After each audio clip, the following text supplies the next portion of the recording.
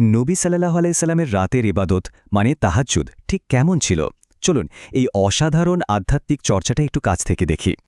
আচ্ছা, তাহলে হাদিস থেকে আমরা কি জানতে পারি তার এই বিশেষ ইবাদতের ধরনটা আসলে কেমন ছিল?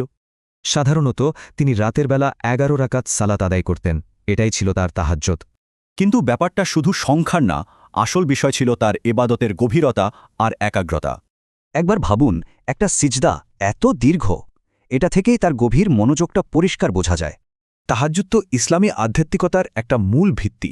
গভীর রাতে আল্লাহর সাথে সংযোগ স্থাপনের সেরা সময়। দেখুন, ভোরের আগে তার একটা দারুণ রুটিন ছিল, ইবাদত আর বিশ্রাম দুটোই চলত পাশাপাশি। এখান থেকে একটা দারুণ ব্যালেন্সের ব্যাপার শেখা যায়, মানে গভীর ইবাদতের সাথে বিশ্রামটাও জরুরি।